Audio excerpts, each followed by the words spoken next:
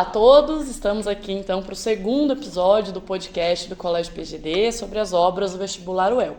Meu nome é Amanda, eu sou professora de literatura aqui do colégio e hoje estão comigo, toparam esse convite, esse desafio também, né? Os professores Lucas de Sociologia, professora Devair de História e professora Viviane de Redação. Além deles, estamos aqui com vários alunos do terceiro, né, que toparam participar com a gente, Rebeca, Maria Clara, Ana, Pedro, Ivan, Luiz Felcar, Luiz, Alice, Marcela, Ana Beatriz, Júlia, meu Deus, eu lembro o nome de todos, graças a Deus, Júlia, Gabi, orientadora Débora, Pedro Rosseto, Davizinho e Davi e Ana, foi todo mundo. Agradecemos também aí a participação da aluna Ana Júlia, do primeiro ano, que não está aqui, mas que participou com a gente fazendo a arte e idealizando esse projeto. Bom, vamos lá, moçada, então, toda reunida.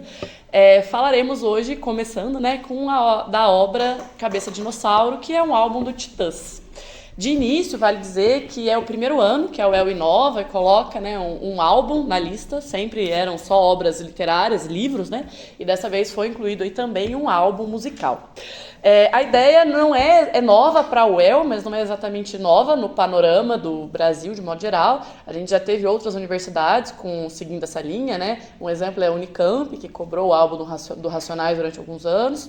E é muito interessante, porque quando a gente olha para um álbum musical de música brasileira, como é o caso do álbum do Titãs, a gente tira dali bastante conteúdo de literatura, de redação, de história, de filosofia, de sociologia. Então a gente tem muito do nosso país, né, na parte musical também. Então faz todo sentido que um álbum seja cobrado no vestibular, certo? Bom, vou começar com o panorama geral do álbum e daí já vou passando a palavra para os professores e para quem quiser participar aqui comigo, tá? Então o álbum do Titãs, Cabeça de Dinossauro, é o terceiro álbum da banda, é o álbum que saiu então no ano de 1986 e vocês sabem, né, que o ano de 1986 é um ano do caminho aí para a redemocratização. Então daí que vem, né, o conteúdo histórico, o conteúdo sociológico e a importância dessa obra nessa parte contextual também. É um álbum que fez muito sucesso, então é um álbum que muda a carreira do próprio Titãs, né, que vinha de dois álbuns que não tinham funcionado tão bem, coloca a banda aí realmente na cena nacional e tem várias faixas que foram single, que são faixas que a gente conhece e canta até os dias de hoje. Dito isso, vamos lá, o que vocês me dizem sobre a experiência aí do Titãs, sobre o álbum? Eu gostaria de falar. Diga lá, Deva. Vamos lá. Eu vejo esse disco, esse álbum, como uma representação. O que eu quero dizer com uma representação? Uma representação, por exemplo, de um contexto histórico, tá? Que é a redemocratização que você citou. É a representação do rock enquanto instrumento de contracultura.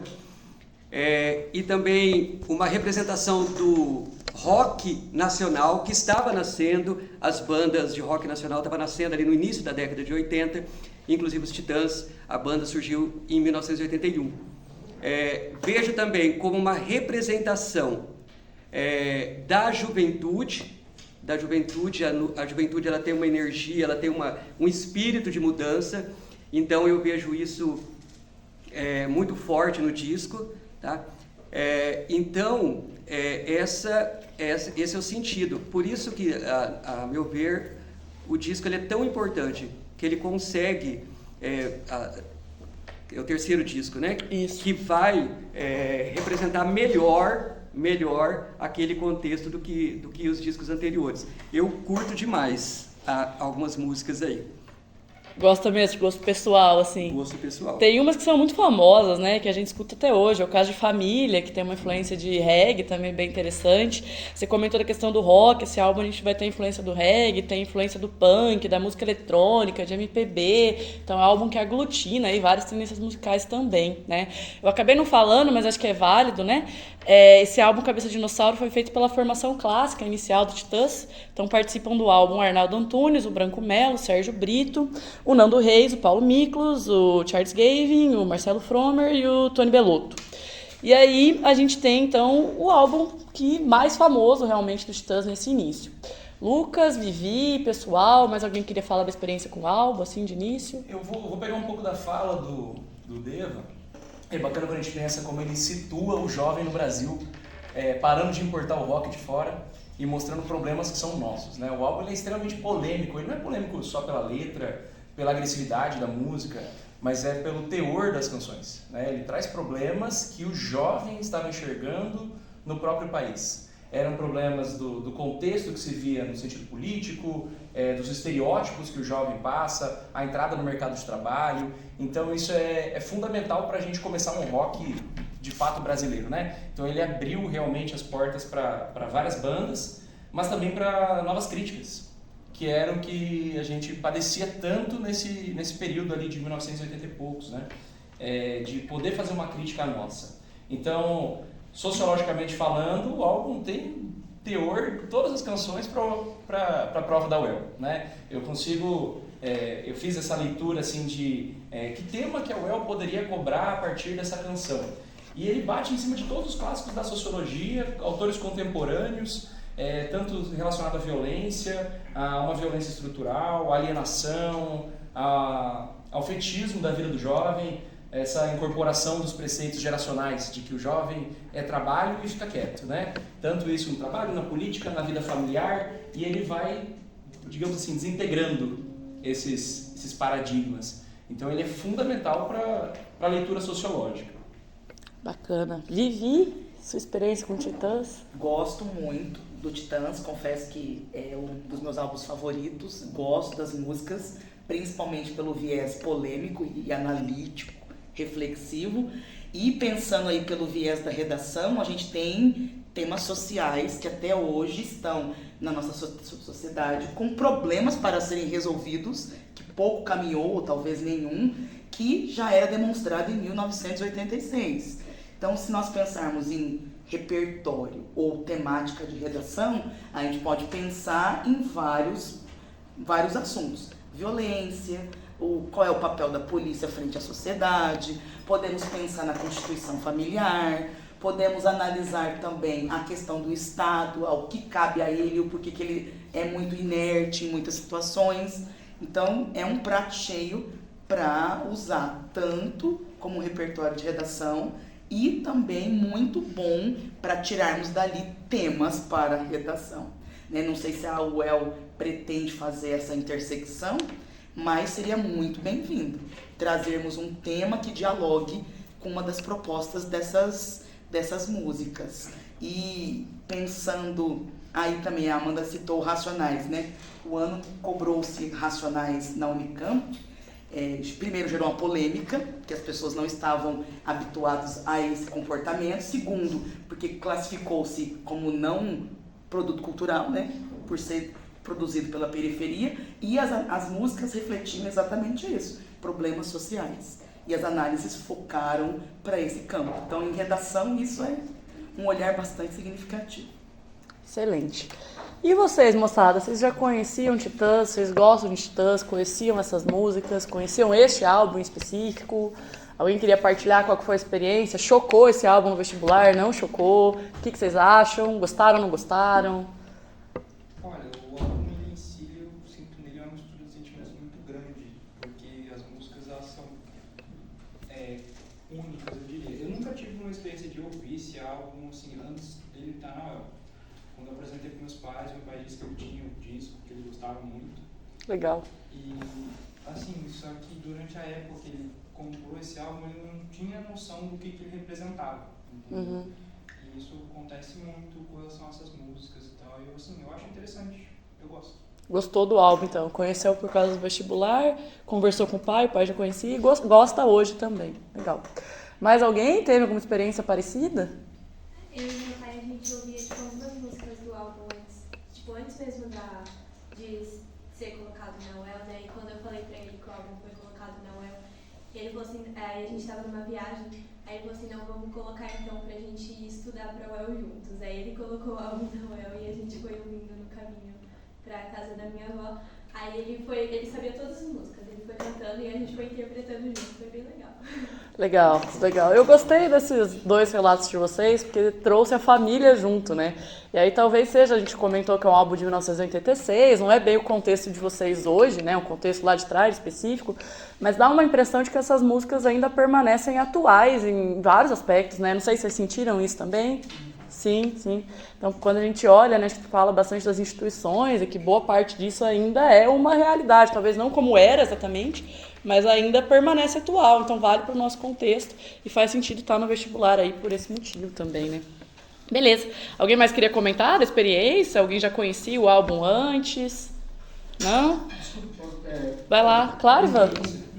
Eu acho que durante a minha experiência com música, eu gosto muito de ouvir música assim, tentar conectar com alguma coisa que eu estou vivendo, né? Porque geralmente a música, ela principalmente agora, eu estou falando dos Titãs, eles buscam representar muito o que está acontecendo na rua brasileira, na favela, e tipo, então, também na parte mais alta da sociedade, então você reconhece o impacto do que eles trazem na música em todas as parcelas da sociedade, sabe? Então me deu um medo escutar a música deles. Quando você escuta a música, aí você para tipo, para almoçar, passa um jornal e você fala, caramba, tipo, a crítica tá ali, sabe? Eu tô vendo... Você percebeu na vida, no momento seguinte da vida. É uma coisa que talvez se eu não tivesse escutado essa música, eu não teria parado para perceber tão profundamente a crítica, sabe?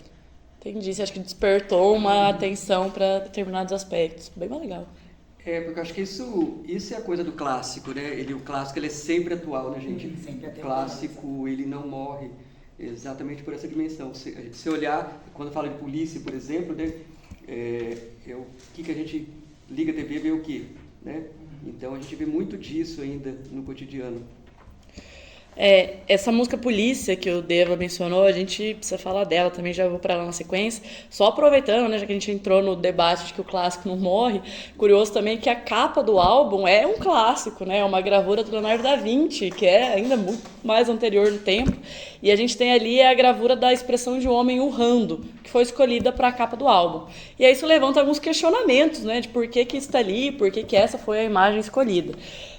Para quem não sabe, curiosos também, né? A gente, quando fala em Da Vinci, pensa na Mona Lisa e nas pinturas do Renascimento, mas o Da Vinci era um grande gravurista, né? Então ele tem muitas gravuras, ele tem muitos desenhos, ele fazia caricaturas também, e essa é uma delas. Mas ali no álbum, então, a gente tem uma ideia de uma cabeça gigante, talvez essa cabeça dinossauro, que é o título, né?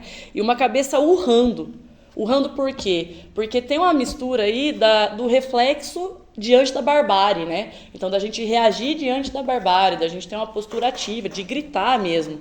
E não é à toa que uma das músicas tem o título de um grito, que era que a gente estava brincando lá fora, né? Do A-A-U-U. Então, a ideia de realmente gritar contra aquilo que se coloca como normal na sociedade, né? Então, realmente, provocar essa reflexão, que acho que foi o que o Ivan narrou. Então você tem aquela normalidade da vida, aquilo que a gente aceita como natural, e talvez essas músicas façam a gente ter uma reação, ou pelo menos olhar para isso com mais criticidade. Falando isso, né, do álbum, que eu acho que eu tinha esquecido de falar antes, que é relevante, vamos para essa música Polícia. Vamos dar uma olhada aí no que exatamente vem na letra. Deixa eu só localizar aqui essa em específico. Polícia. Estado, violência, polícia, né? Então começa assim, eu vou ler um trecho aqui da letra, poderia cantar, mas vou poupar todos desse momento, né? Vou fazer a leitura que eu acho que é mais prazeroso, tá? Mas boato que tem gente que quer cantar depois. Dizem que ela existe para ajudar, dizem que ela existe para proteger. Eu sei que ela pode te parar, eu sei que ela pode te prender. Polícia para quem precisa, polícia para quem precisa. Dizem para você obedecer, dizem para você responder, dizem para você cooperar e dizem para você respeitar. E aí, lembrando, né, que o contexto do álbum é 1986, a gente está no fim da ditadura ali, no início do debate de democratização. Então, eu queria, né, sobre essa letra em específico, sobre esse contexto, saber o que vocês acham, que relação que a gente pode tecer. Eu imagino o Max Weber ouvindo essa música e se arrepiando todo, porque a polícia, de fato, é um instrumento que é a serviço do próprio Estado. E aí você vê no álbum uma música que critica, né, o serviço da polícia, na sequência já critica o serviço do Estado, enquanto entidades violentas, o que se discute, segundo Max Weber, é o monopólio da violência. A gente está discutindo se esse monopólio está sendo de forma justa. Então, para ficar mais claro, se eu assisto o jornal, né, o Ivan comentou, o jornal, e eu vejo uma notícia de violência que seja policial, então não é uma violência que necessariamente seja legítima do Estado, O que eu estou vendo, na verdade, é uma crítica à própria sociedade. Eu estou vendo ali uma crítica não apenas à polícia, não à figura do policial, mas ao poder que ele representa. E aí, se a gente fizer vamos fazer uma ligação com um sociólogo mais atual, um Pierre Bourdieu, a gente vê que essa violência ela é simbólica, ela está no imaginário social. Ou seja, a gente pode falar de uma geração que tem crescido com uma descrença no poder político, com uma descrença no poder de polícia. E essa descrença ela surge de onde? Acho que do cansaço, da agonia, de situações que foram vivenciadas, né? O disco ele tem um contexto de violência policial e que não é necessariamente o contexto que a gente vive hoje. Mas então por que o imaginário continua? Por que esse pensamento de uma violência do Estado ele continua? Então ele vai sendo perpetuado enquanto uma violência estrutural também. Então o disco ele traz isso muito, né? Uma descrença com relação ao Estado. A música ela deixa isso claro já quando ela coloca, né? Polícia para quem, né? Polícia para quem precisa, mas polícia para quem precisa, tipo. Então ele foca muito nessa visão agressiva que se tem dessa legitimidade do poder do Estado. Legal. Eu vejo ali, porque em história a gente trabalha muito com permanências e rupturas. Permanências e rupturas. E em 1985, a gente tem o fim do regime militar no Brasil, tá? E o início da redemocratização, o que em tese seria uma ruptura, tá? E o início de novos ares, novos ventos, né? Que seria a redemocratização do país. No entanto, o que a gente tem naquele cenário é a permanência da violência, a permanência da truculência da polícia. Então, e lembrando, né, que o início ali, a gente tem uma transição, né?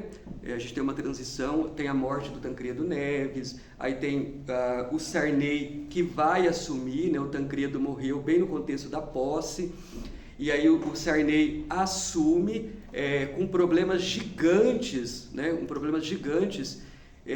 Para resolver, né? E aí eles estão desabafando, porque na verdade falando da violência, da truculência, dessa permanência. Então, de fato, o que mudou? Né? De fato, o que mudou? Certo. Mas alguém teria algum comentário sobre essa música em específico? Ou algo assim que sente na vida hoje também, que motivaria a gente atualizar, né, um pouco essa música para os nossos dias? O Deva fala de permanência, né? E eu tenho um termo que eu acho muito legal, que é quando um fato ele fica através do tempo. Então, tipo, é uma coisa que é atual até hoje, como você disse, que é o termo diacronismo. Acho que é um termo que tipo, a UEL pode usar também.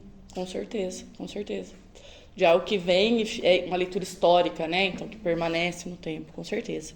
Beleza. Conforme vocês iam falando, Dave e Lucas, eu lembrei da próxima faixa, né? A Polícia é a faixa 4 do álbum, eu lembrei da faixa 5, que é o Estado de Violência. Então, acho que uma coisa acaba sendo ligada na outra, né? E aí, o Estado de Violência, eu vou, de novo, ler um trecho aqui só para situar, quem por acaso não esteja com o álbum em mãos, ou com as letras em mãos. Vem lá, né? Sinto no meu corpo a dor que angustia, a lei ao meu redor, a lei que eu não queria. Estado violência, estado hipocrisia, a lei que não é minha, a lei que eu não queria. Meu corpo não é meu coração é teu, atrás de portas frias o homem está só. Homem em silêncio, homem na prisão, homem no escuro, futuro da nação, estado violência. Deixem-me querer, deixe-me pensar, deixe-me querer, deixe-me pensar por mim. Estado violência, deixe-me sentir. Estado violência, deixe-me em paz. Então fala estado violência, depois coloca essa paz na sequência, né? Isso na literatura, essa oposição da violência e da paz, um embaixo, né, da outra ali. Isso chama atenção pra gente, porque se constitui como um paradoxo, né?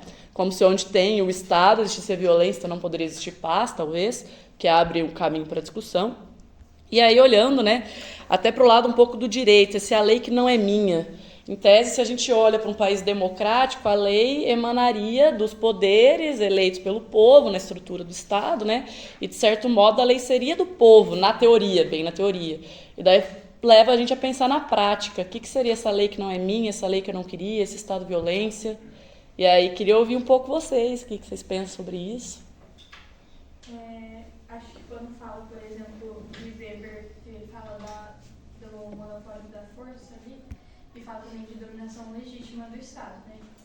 E então seria basicamente assim, o Estado ele tem aquela dominação legítima para a proteção dos civis, para proteger as pessoas que realmente precisam de proteção, para que não haja uso de força ilegítima. Mas se o Estado usa essa força contra os civis, então quem vai estar protegendo essa população, quem vai estar protegendo essas pessoas, e como o contexto seria pós-ditadura, então foi justamente isso, o Estado usou do uso da força dele, que ele tinha, do monopólio da força, não a favor dos civis, mas contra os civis, realmente, e querendo ou não, como ele tem essa dominação legítima, então meio que não tinha muito o que fazer para aquilo. Tipo, eles tinham meio que só aceitar. Então, por exemplo, mesmo na música que fala da polícia, então, a partir, assim, depois da ditadura, a gente vê que tem realmente essa quebra da gente não só aceitar tudo que está sendo imposto pra gente, mas também da gente falar e da gente mostrar que, olha, isso está incoerente com o que eles pregam, com o que eles falam. Eu acho que um ponto interessante também de citar é a questão da relação da música com o pensamento do Foucault. Ele fala aí, por exemplo, meu corpo não é meu, meu coração é teu. E em sequência ele fala que esse homem que não tem domínio sobre o corpo é o futuro da nação. Então o Foucault fala muito da microfísica do poder, controlando os pequenos pontos da vida do homem e doutrinando ele para ele manter essa dominação nas próximas gerações. Né? Legal. Eu acho que ainda no Foucault, é a segunda música que fala, enfim, a maioria das músicas falam sobre instituições sociais, né? O autor que também fala que, as músicas no álbum Estado, família, enfim, tudo são instituições sociais e o álbum em si ele critica bastante, né? E o Foucault, acho que o Lucas vai saber melhor. Mas não dá muito orgulho dessa discussão? Eu falei pra vocês, é lindo de ver isso. Eu também. Na verdade, eu não tenho que corrigir vocês, é só acrescentar assim, essa dominação sobre o corpo, né, essa domesticação do corpo, deixando ele dócil. O Foucault ele extrai isso bastante do Max Weber. A gente passou por uma geração que foi criada na ditadura militar, que foi uma geração que foi criada a ferro e fogo. Né? Ela foi institucionalizada socialmente para o trabalho, ela foi criada para um estilo de vida que essa geração de 86, ela quer quebrar com isso. Isso é muito comum nos movimentos de contracultura punk, que chega no Brasil com essa nova cara, nessa nova roupagem. Então esse biopoder, esse controle que o Estado, a família, a igreja, que vai ser depois também muito criticada no álbum, eles têm, esses controles eles são comuns na institucionalização. Então são instituições sociais, eles tentam controlar o corpo. Então a crítica não é necessariamente ao controle, mas é a forma com que esse controle estava sendo aplicado. Né? Então, quando vocês trazem o Foucault, ele é perfeito para essa análise. Muito bom.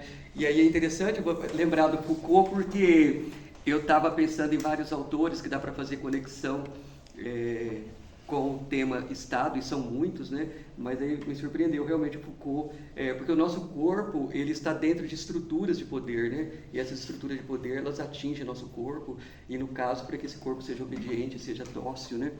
E dá para fazer um monte de conexões, porque aqui, vocês estão focando bastante no Max Weber, né? No monopólio legítimo da força.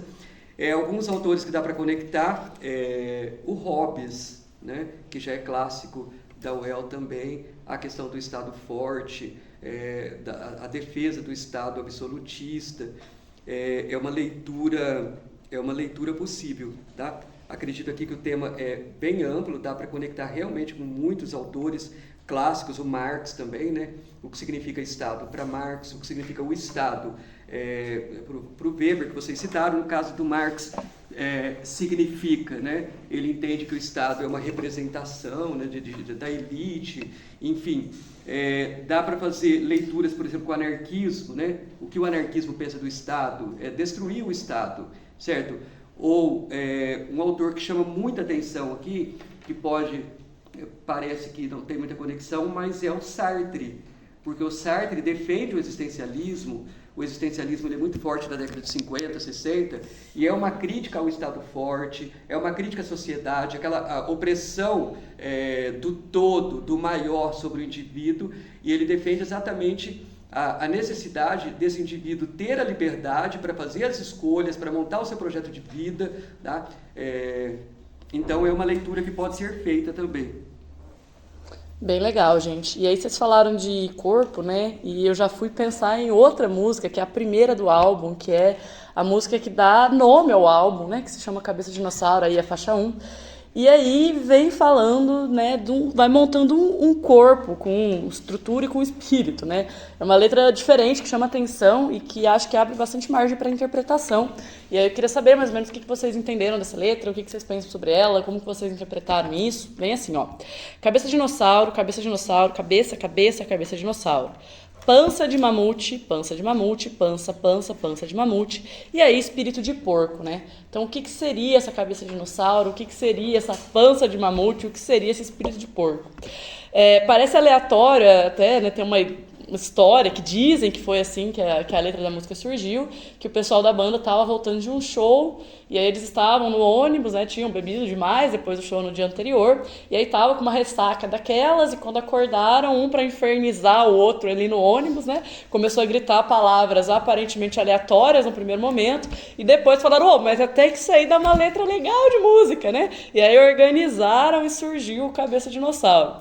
Então, o que será que a gente pode pensar sobre essa cabeça de dinossauro, sobre essa pança de mamute, sobre esse espírito de porco? Alguém pensou ali algo que seria essa cabeça, ou que seria essa pança, né? Por que pança? Por que barriga? Por que gordura? O que é essa gordura, no fim? Acho que é bem claro que a música fala realmente sobre capitalismo. Então, todas esses três frases, assim, que mais ou menos eles usam, sempre vai falar sobre acúmulo de capital, esse tipo de coisa. E acho que exatamente por falar, talvez dê para encaixar também assim, com um pouco de animalização do homem, do tipo, é exatamente o que o capitalismo faz. É exatamente aquilo de tipo assim, de não enxergar, por exemplo, aquele que trabalha como necessariamente ser humano, mas como uma coisa que vai produzir capital.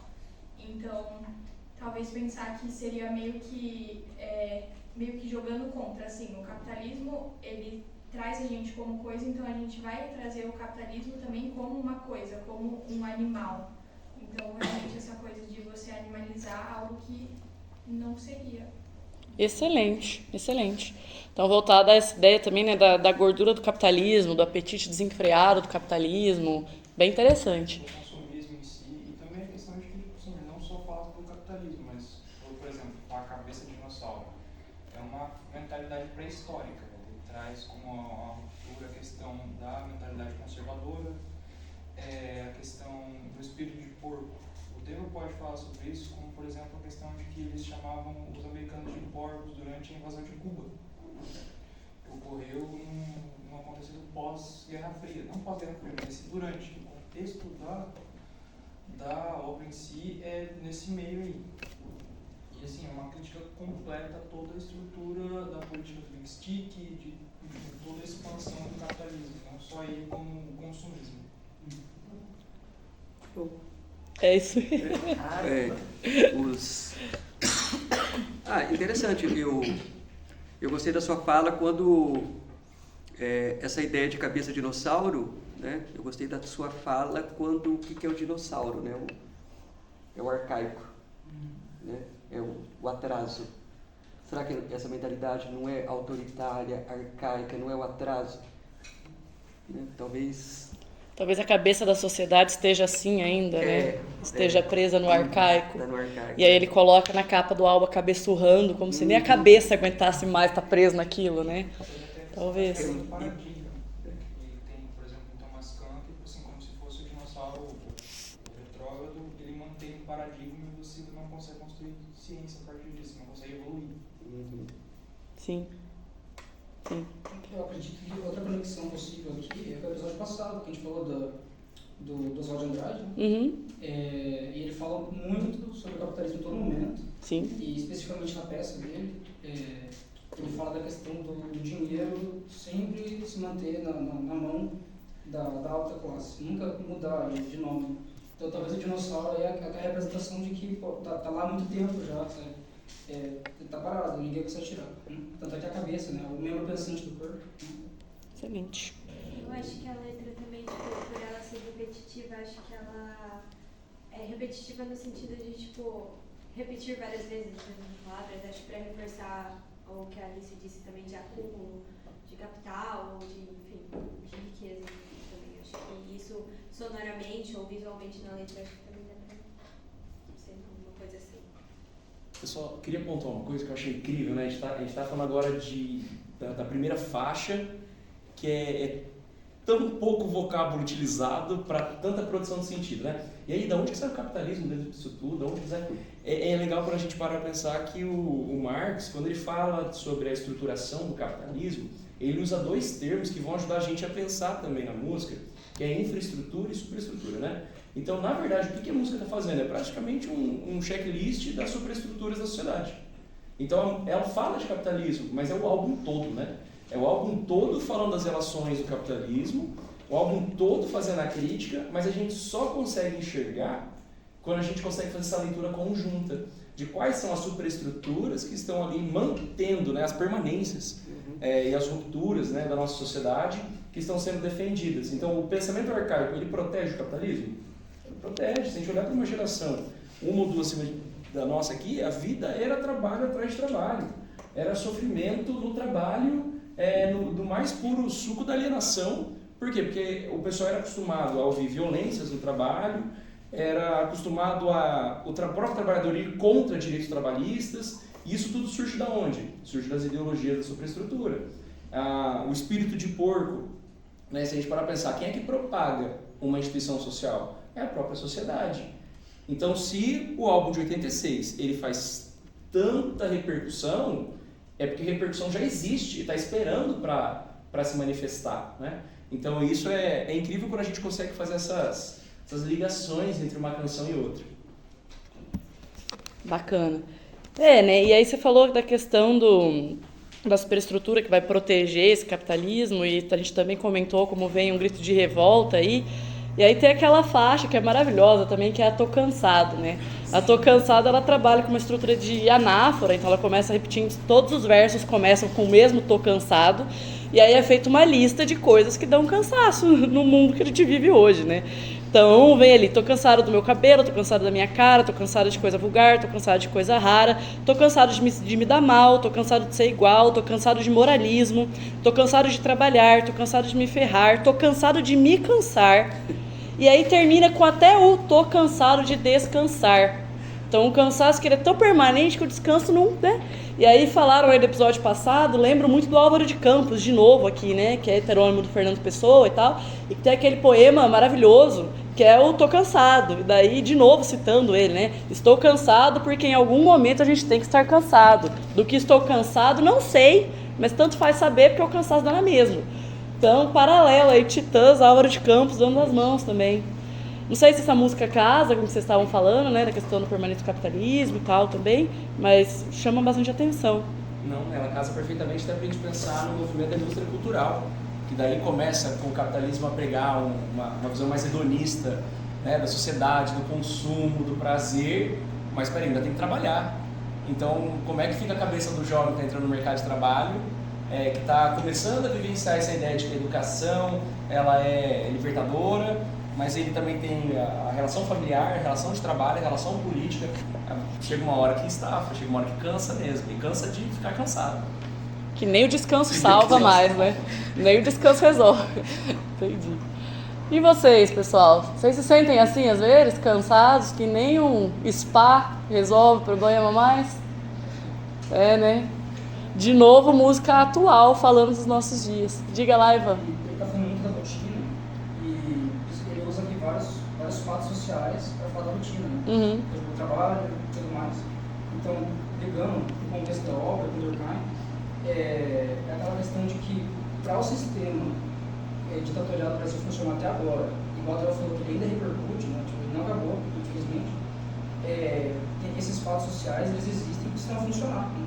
Então, para que a sociedade brasileira não ruísse na época, com toda essa supressão da sociedade, o trabalho, o moralismo e tudo isso serviu como fatos sociais para tudo funcionar, para ninguém sair da linha ali. Quando você fala do Álvaro de Campos, que ele falava que estava cansado, ele sabia do que estava cansado, eu acho que a gente tivesse os Titãs, mesmo que de forma meio abstrata, eles sabiam muito bem do que ele estava cansado, né? A gente tem o fim da ditadura em 85 e se passa muito pouco tempo para lançar o álbum dos Cabeça de Dinossauro. E é interessante porque durante a ditadura a gente tem vários mecanismos, como o DOI-POD, o Departamento de Operações Internas, e o POD, Centro de Operações para a Defesa Interna, que eram estruturas de opressão do Estado, né? E eles viveram isso com juventude, e eles viam pessoas sumindo, viam pessoas sendo torturadas, e eles tinham que ficar calados porque esse departamento torturava justamente os opositores. A gente vê que a polícia militar surge com uma força que hoje ela ainda é forte, mas na época ainda era muito mais pesada, ela se impunha em meio ao povo, oprimia, e eles tinham que aguentar de boca calada. Então, no momento que a ditadura militar acaba, isso é como se fosse uma bolha que tivesse querendo estourar fazia tempo. Na hora que eles veem a oportunidade, a cabeça de dinossauro é como se fosse uma bolha que estourasse, que mostrasse, ó, o povo estava sofrendo, que fosse o grito do povo. É uma coisa que eu acho interessante esse comentário. Excelente. Eu vou falar aqui na verdade é um trecho, assim. Num dos versos fala, estou cansado de moralismo, e é justamente isso que eles falam, o álbum inteiro, eles, criticam absolutamente tudo que antes era visto como moral, enfim, como tudo isso. Então, o álbum é uma crítica, realmente, a esse moralismo que vinha da época. É isso mesmo, muito bem colocado. Daí é um moralismo que está no álbum todo, né? Porque daí vai falar do Estado, vai falar da igreja, vai falar da família, que tem esse peso de moralismo. Eles alicerçaram dentro de algumas perspectivas e colocou isso pra gente ouvir e depois fazer reflexão. Me chamou muita atenção o comentário do Lucas, quando ele falou na pouca escolha de vocabulário, né? Pensando em redação, um dos critérios para o texto da UEL ser diferente é ser crítico e ter uma forma criativa no trato da linguagem, né? Então, o aluno, quando ele consegue analisar as regras do português dentro de um propósito argumentativo crítico, ele se sai muitíssimo bem dentro também de uma prerrogativa aí de criatividade e originalidade, né? Que a gente está falando de uma universidade que quer pessoas críticas, inclusive ao escrever. Então, quando vocês conseguem fazer essas reflexões intratexto e extratexto, me mostra exatamente essa capacidade de ver no dia a dia o que a música estava apontando e identificar que isso é cíclico, já existiu e continua permanente. Então foi muito legal o comentário do Lucas e as percepções de vocês, de verdade. Alguém queria comentar mais algo sobre essa música em específico? Não? Bom, pessoal, minha ideia, assim, né, tem várias faixas aqui que a gente acabou não mencionando, né? Então a gente falou do Cabeça de Dinossauro, mas tem a AU, tem a Igreja, tem ainda a Face do Destruidor, né, que é bem legal, tem o Porrada, tem o Bichos Escrotos, Família e a famosíssima Homem Primata, né? Tem o quê? Dívidas, tem mais alguma que vocês queriam falar? Uma que vocês acham a mais legal? Alguém tem uma preferida? Dívidas. Eu acho que é muito atual mesmo. E eles falam exatamente disso, a sociedade está sempre vivendo com dívida. Então, ou tem uma dívida aqui, ou tem uma dívida lá. E, falar muito sobre também esse, talvez, consumismo. Então, a gente pensa até, por exemplo, no cartão de crédito. É algo que você gasta, mesmo que você não tenha necessariamente aquilo. E, como algo inteiro, critica esse capitalismo e critica esse consumismo, então, acho que esse dívidas é uma faixa, assim, que é muito atual e que dá para encaixar em muita coisa. Assim.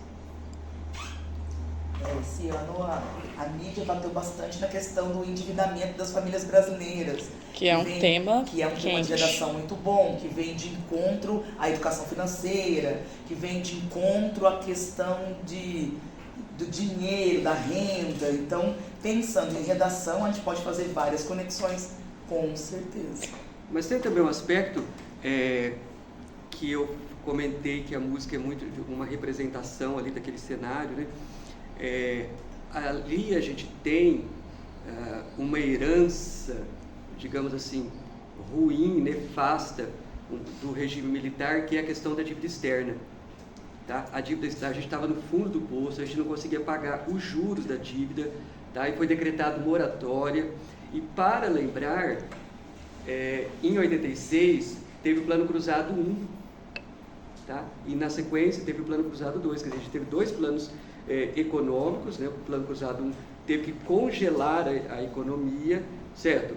Mudar de moeda, né? De cruzeiro para cruzado, ou seja, então assim, era muita dívida que a gente tinha, tá? Então também, Alice, foi uma música que a hora que eu estava ouvindo, eu me lembrei da dívida, e a hora que ele fala ali que tem um monte de dívida, né? Para pagar, impostos, enfim, né? Então... Sim. Eu gosto dessa música também porque tem um trecho que ela coloca assim, né? Credores, credores, credores. Agora é assim. E daí a gente pode considerar que seja credor externo, quanto credor pessoal, particular ali também. Daí muda, né? Senhores, senhores, senhores, tenham pena de mim. E aí chamar esse credor de senhor é muito significativo, né? Porque é como se você fosse o servo daquele para quem você deve. Então eu gosto também dessa aprofundada que ele dá de trocar o credor para o senhor e trazer uma estrutura quase que de posse, né? Você, o credor vira o senhor de fato ali. E conecta com o Oswald de Andrade de novo, né? Exatamente, lá pro Rei da Vela, né? Obra que a gente falou no podcast anterior. Mas... Ele é uma obra antropofágica que a gente tinha falado Sim. no episódio passado, né? E tem uma das faixas também que é Homem Primata, que tem uma parte em inglês. Eu acho que tem como colocar isso também na aglutinação de, tipo, coisas estrangeiras e tal. Tem uma parte da música que é em inglês, acho que traz um pouco disso também. Ser um pouco antropofágico. Vai juntar a parte da crítica ao imperialismo, né? Que está no Oswald de Andrade, que também está refletido nesse trecho em inglês que vem no Homem Primata, que aí seria esse homem subserviente à influência, principalmente americana. O Brasil tem muita influência americana, né? Olha muito para os Estados Unidos, para o capitalismo americano. Então acho que sim, com certeza, esse comentário é excelente. Você tem mesmo um trecho lá que é em inglês, assim como a gente tem no Oswald de Andrade o americano, que tem 2 bordões, que ele só repete o Oh my God, o Good Business, né? Durante toda a obra. E fazer esse tipo de raciocínio, até, ele é excelente para a questão de literatura na UEL, tá? Isso é uma coisa que a gente tem que estar atento, porque agora que literatura foi para o primeiro dia de conhecimentos gerais, a tendência é que a UEL tenha menos questões de literatura do que tinha antes, porque tinha uma prova só disso antes, né? Então, espera-se que a questão que caia de literatura, ela cobre um olhar para várias obras com o mesmo tema. Então, colocar um tema, por exemplo, do imperialismo e cobrar o Titãs junto com o Rei da Vela, isso é super possível, tá? Então, tentem fazer mesmo esse exercício de ligar uma obra na outra. Mais alguma música, moçada, que vocês queriam comentar, que a gente não tem aprofundado ainda? Manda lá. Eu também queria perguntar para você uma visão que a obra em si, todo o álbum, é uma cosmopolita, ele atribui questões tanto culturais, como eu posso dizer, eruditas, quanto uma questão de uma coisa primordial, uma coisa que está aí na sociedade, essa é uma mistura. E a música eu gostaria de falar porque, se eu não me engano, esse ele retoma a questão de um ritual. Eu não consigo me lembrar de qual cultura em si esse ritual, mas que ele retoma toda essa característica. Eu acho muito interessante e vale ressaltar isso. Como se fosse um grito primal ali, né? Já que fala de primata, ao longo tem o homem primata, tem cabeça de dinossauro e tal. Então vem como um grito realmente, né? Que traria talvez uma frustração, uma angústia diante da rotina, das pressões. E aí vem, né? Estou ficando louco de tanto pensar, de tanto gritar, de tanto pensar.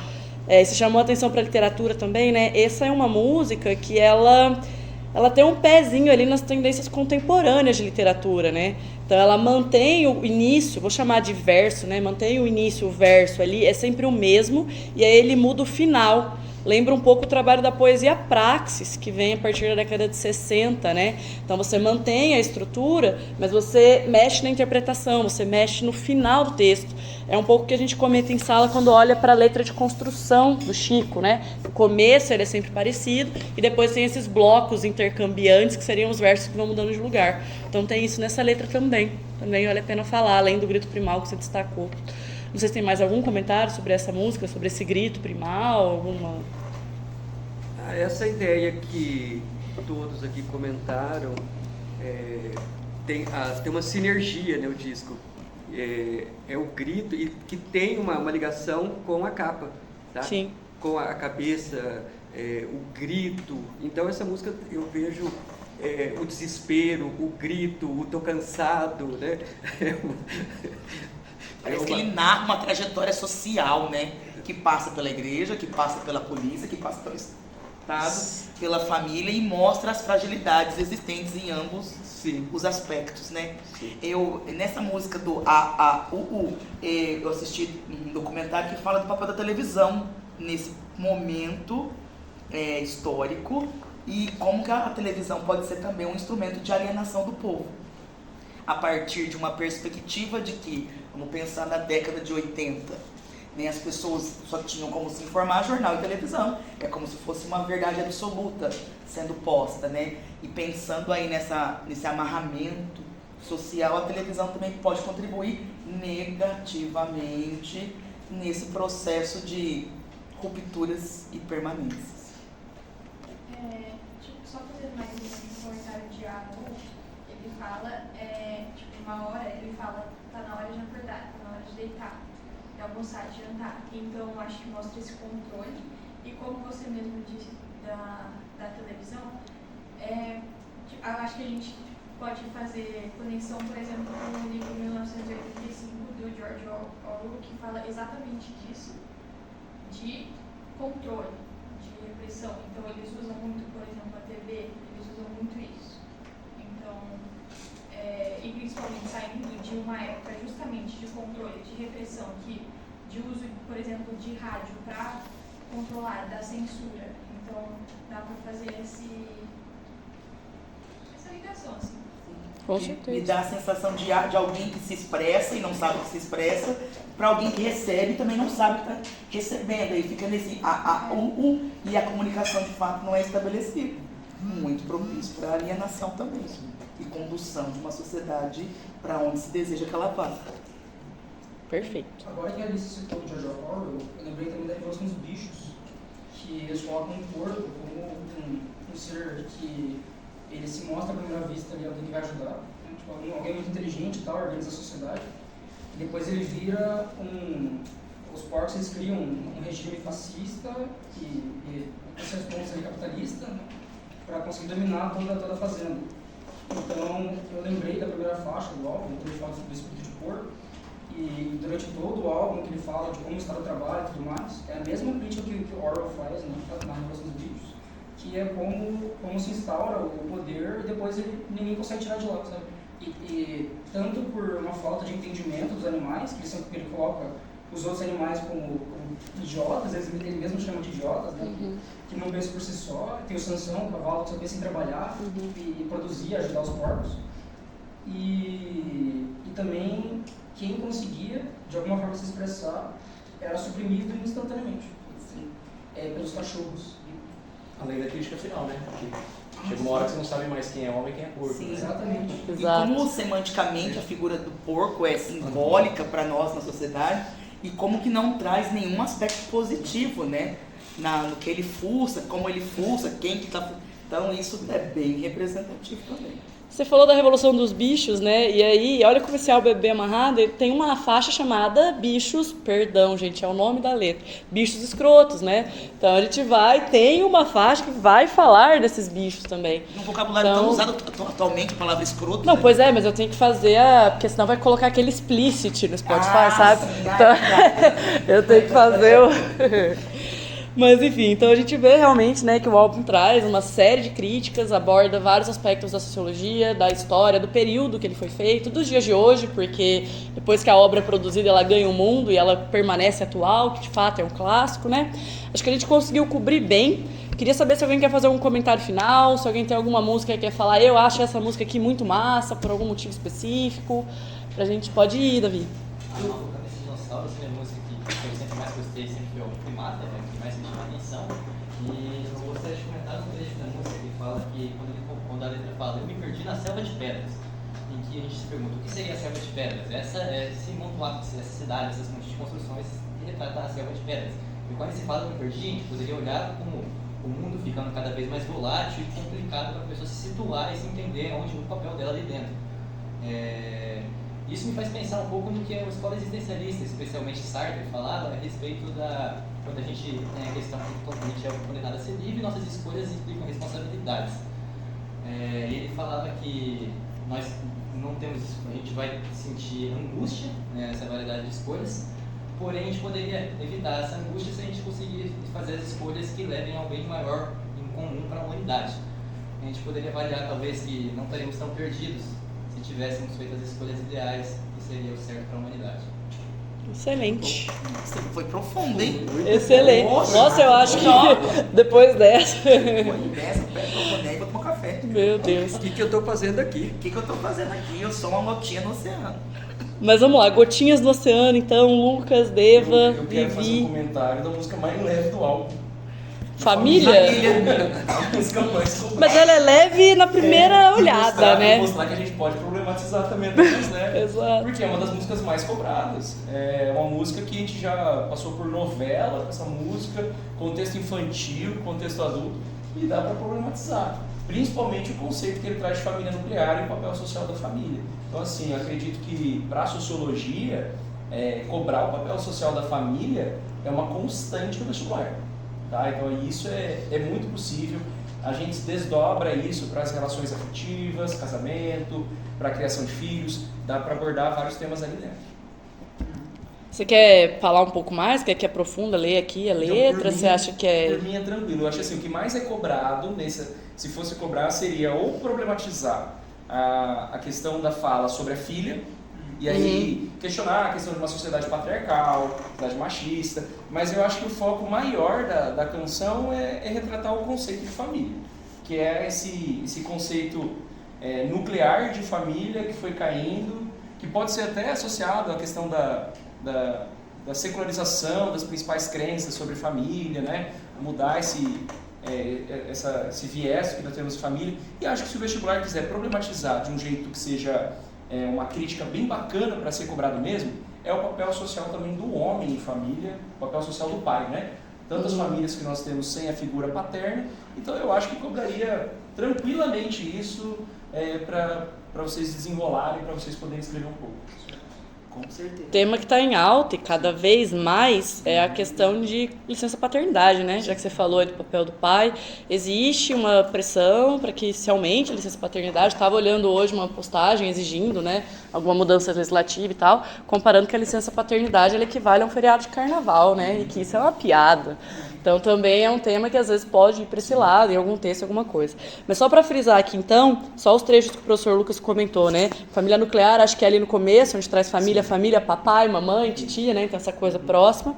E aí quando ele falou da mulher, vem logo ali na segunda parte, né? Que fala da filha. Mas quando a filha quer fugir de casa, precisa descolar um ganha-pão. Filha de família, se não casa, papai e mamãe não dão nenhum tostão. Então, nessa pressão para o casamento da menina, né? Uma ideia de que a menina tem que casar para que ela possa ser mantida, talvez por marido, ou para ser aceita na própria família de onde ela veio. E aí também acho que tem uma parte aqui que acho que também vale a pena citar, quando vai mais para o meio da música, que vai falar do nenê. Quando o nenê fica doente, procura uma farmácia de plantão. O choro do nenê é estridente, assim não dá para ver televisão. Então, quais as prioridades dessa família, né? Então, você até brinco com eles, normalmente você vê música, você vê o pessoal postando story de ceia de Natal, alguma coisa assim, e coloca esse família para cantar no fundo. Gente, não! Dá uma olhada na letra antes, né? Diga lá, Felipe. Eu acho que outro trecho que vale a pena ressaltar, que é A mãe morre de medo de parar, o pai vive com medo de ladrão. Eu acho que ressalta mais ainda esse papel do homem, só que no sentido ruim, porque ele enfatiza, tipo, o homem tem que ser a imagem forte da família, tem que ser a imagem que protege do ladrão, e a mãe é quem tem, a mãe é a mulher frágil, tem medo até da barata. Eu acho que esse é o... Perfeito. Estereótipo. Discutir os papéis que são colocados pela sociedade, né? Do que é feminino e do que é masculino. Excelente, Felipe. Excelente. Eu acho que dá até para antecipar uma obra que eu vejo mais pra frente, Enquete, que fala muito da família, o papel da mulher, o papel do homem e tudo mais. As crianças, Enquete ainda não dá tão foco nas crianças, mas fala assim do sofrimento das crianças ali. Que a família, em algum momento na obra, perdeu o papel de família, sabe? De auxiliar a criança na primeira infância e tudo mais. Exato. Bom, pessoal, é isso. Acho que é isso. Alguém tem alguma outra questão para colocar? Professor Lucas, Deva, Vivi, crianças. Alguma coisa que quer dizer? Luiz Felcar. Algo a ser mencionado? Fala em português. Porque o francês eu não entendo. Uma coisa que eu acho só interessante, porque, assim, o álbum é de 86, né? Assim, a gente não viveu a mesma realidade. Vocês talvez até iniciaram, talvez não de uma forma nos quais iniciaram também. Só que, assim, a gente percebe que os problemas da sociedade que foram diagnosticados em 86, né, são tão atuais em 2024. E, assim, leva a gente a refletir o quê? Por que esses problemas eles não estão permanentes também? Como toda essa estrutura ela está permanente, por que ela não muda? Uma reflexão própria assim. E se hoje em dia ela não muda porque faltam titãs, pessoas que vão lá e denunciam esse aspecto de tanto da questão familiar, falaram, da violência estatal, e todos os outros aspectos como critica por, enfim, todos esses aspectos, se essa permanência, né, como tanto dito, ela ocorre por falta de denúncia ou porque ela favorece também uma outra parcela da sociedade que não quer que esse sistema caia. Tem muitos aspectos que entram nisso. Uma outra coisa que eu queria só citar quanto a essa questão, por exemplo, da violência estatal na época da ditadura e sobre essa questão do uso da própria violência, né? Quando o Estado não é capaz de conter a violência e administrar as questões próprias, isso não é uma coisa que abre brecha para outros grupos assumirem essa posição. Por exemplo, as facções criminosas, muitas delas fazem como os estados controlam a justiça da região, controlam as redes, as regras do local, então só uma reflexão própria a respeito disso. Ai, gente, queria dizer que eu tenho muito orgulho de vocês, sabe? Sempre, todos os dias. Faltam adjetivos para muito elogiá-los. É muito, eu estava pensando nisso nas falas, né? É muito perfeita a fala deles, a fala do Philippe lembra muito Simone de Beauvoir, o segundo sexo, né? A questão da mulher como construção social. A tua fala, Luiz, me lembra muito da escola de Frankfurt, né? Essa ideia da dominação, do controle em todas as dimensões, né? Aquele pessimismo da obra dialética do esclarecimento, né, de Adorno e Horkheimer, entende? E aí parece que eu estou entendendo Titãs, eu estou cansado, sabe? Eu estou cansado de algo que não muda, né? Não muda, eu estou cansado. Mas, gente, vocês estão, assim, de parabéns pelas reflexões, pelas análises, pelas considerações, as conexões que vocês fizeram, incríveis, assim. Coisa linda, né? Nossa, Orgulho 100%. Orgulho. E para quem lê no manual da UEL, sabe que é esse tipo de postura que espera-se que os alunos cheguem para responder as questões que são interdisciplinares, Com certeza. plurais e críticas. Pessoal, eu acho que é isso. A gente se estendeu, né? Tá dando quase 1 hora de podcast, mas eu acho que o Cabeça de Dinossauro realmente é uma obra aí que pedia isso da gente. Acho que precisa ter um cuidado maior, né? Nós tínhamos aqui convidados ilustríssimos, então foi bom que deu pra gente aproveitar mais. Mas diga lá, pode falar. Só. Desculpa atrapalhar. Imagina que atrapalhar, não atrapalha não. Mas na parte da barata, como o álbum inteiro, uma crítica a tudo, nessa música da família, quando ele fala que a mamãe tem medo de barata e o pai tem medo do ladrão, ele não só ele faz esse contraste entre o papel da mulher e do pai, mas eu acho que se a gente interpretar mais a fundo ainda, ele está comparando o ladrão com uma barata. Ele não considera. Hoje em dia tem isso, das pessoas falam ladrão, bandido bom é bandido morto.